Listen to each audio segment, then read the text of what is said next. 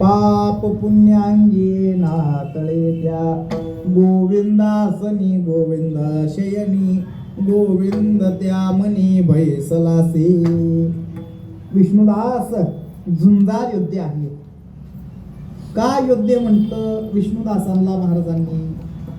तर या विष्णुदासांनी काम, क्रोध, लोभ, मदमत्सर, अहंकार म्हणजे या षडविकारावर विजय मिळवलाय. म्हणून या विष्णुदासांना महाराजांनी झुंजार योद्धे म्हणतात. बरं, आता या काम क्रोधावरती विजय मिळवत असताना म्हणजे या षडविकारासोबत युद्ध करत असताना मग या विष्णुदासांच्या जवळ कुठलं शस्त्र होतं का नव्हतं? शस्त्र जर का असेल तर असं कुठलं शस्त्र या विष्णुदासांच्या जवळ होतं की ज्या शस्त्राच्या बळावर या विष्णुदासांनी या षडविकारांवर विजय मिळवला?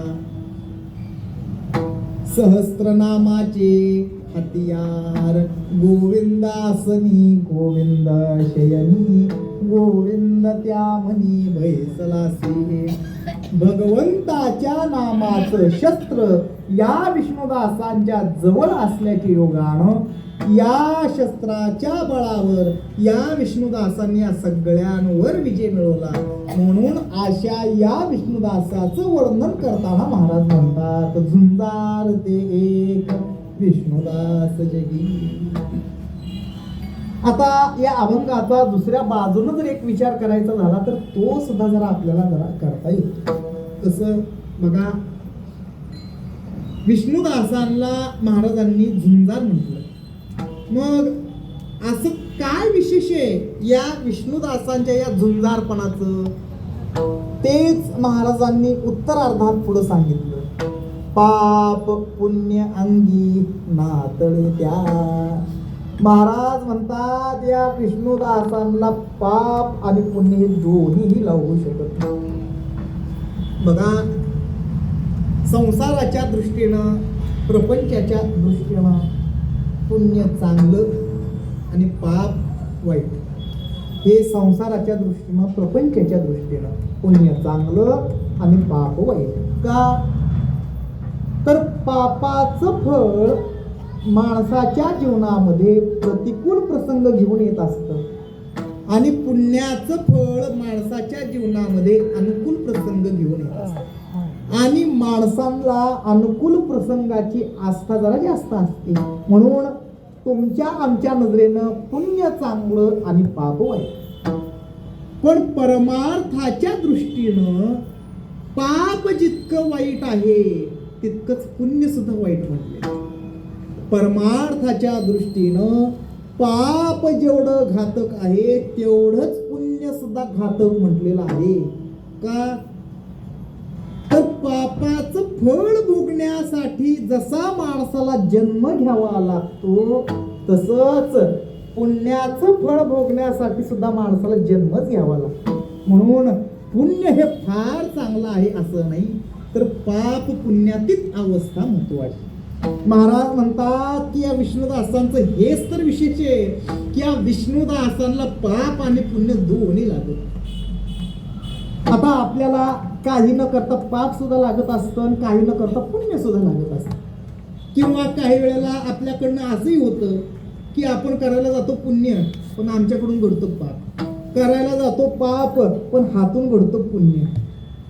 पण महाराज म्हणतात की या विष्णुदासांचं तर हेच तर विशेष आहे की या विष्णुदासांना पाप सुद्धा लागत नाही पुण्य सुद्धा लागत. आता हरकत नाही, या विष्णुदासांना पाप लागत नाही हे आम्ही मान्य करतो. का तर ते कधी पापच करत नाही तर म्हणल्यावर पाप लागायचा विषयच नाही, ही गोष्ट आम्ही मान्य करतो. पण प्रश्न आमच्या पुढे असा आहे की विष्णुदासांना पुण्य कसं काय लागत नसेल? कारण या विष्णुदासाला पुण्य का लागत नाही तर मनात शंका निर्माण जरा होते. कारण भगवंताचं एकदा मुखावाटे नाम जर आम्ही घेतलं तर त्याचं काय फल प्राप्त होतं म्हणून माऊली सांगतात, हरे मुखे म्हणा हरे मुखे म्हणा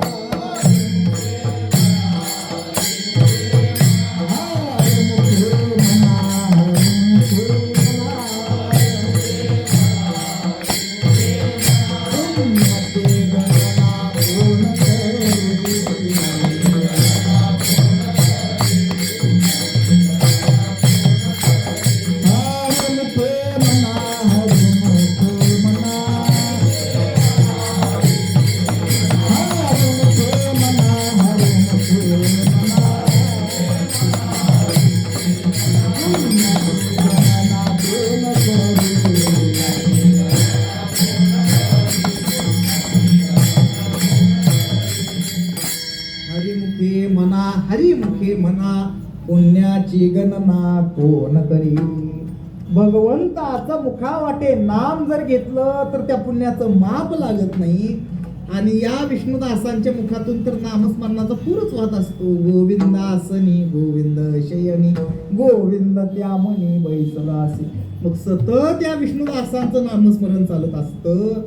मग या विष्णुदासांनी हे जे काही पुण्य जे काही केलेलं असतं, मग हे विष्णुदासांनी केलेलं हे सगळं पुण्य नेमकं जातं तर कुठं? तर बघा, विष्णुदास जोपर्यंत साधक अवस्थेमध्ये आहेत तोपर्यंत त्यांच्या हातून जे काही पुण्य घडतं, एकतर घडत नाही, पण जे काही पुण्य घडलं जातं ते सगळं पुण्य विष्णुदास सगळं त्या भगवंताला अर्पण करून टाकत असतात. कुठलंच कर्म आपल्याकडं ठेवून घेत नाही. तर जे जे काही करीतो देवा ते ते सेवा समर्पे. जे काही आपल्या हातून कर्म जे काही घडलं जातं ते सगळं कर्म त्या भगवंतालाच अर्पण करून टाकतात. आणि कुठलंच कर्म आपल्याकडं ठेवून न घेतल्यामुळे पाप आणि पुण्य उत्पन्न होत नाही. पाप पुण्य केव्हा उत्पन्न होत असतं? मी कर्म करतोय अशा प्रकारचा अहंभाव जर असेल तर देह अहंकाराने कर्म केलं तर ते पाप पुण्य उत्पन्न होतं.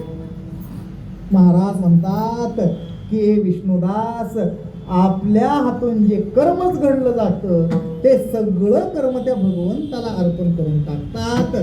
कुठलंच कर्म आपल्याकडे ठेवून घेत नाही. आणि कुठलंच कर्म ठेवून न घेतल्यामुळे या विष्णुदासांना हे पाप पुण्य लागत नाही. कारण पाप आणि पुण्य हाच खरा शत्रूचा वार आहे. जन्माला यायचं आणि मरायचं पाप पुण्यावर ठरलं जातं. म्हणजे पाप पुण्य हाच खरा शत्रूचा वार आहे. आणि विष्णुदास हाच शत्रूचा वार आपल्या अंगी लागू देत नाहीत. म्हणून असे हे विष्णुदास कोण आहेत म्हणून महाराज म्हणतात, झुंजार ते एक विष्णुदास जगी पाप पुण्य अंगी नातळे त्या. गोविंदासनी गोविंद शयनी गोविंद त्या मनी बैसलासे. ऊर्ध्व पुंड्रभाळ कंठी शोभे माळ कापिजे कळिकाळ तया भेणी. गोविंदासनी गोविंद शयनी गोविंद त्या मनी बैसलासे. तुका म्हणे शंख चक्राचे शृंगार नामामृत सार मुखा माझी. गोविंदासनी गोविंद शयनी गोविंद त्या मनी बैसलासे.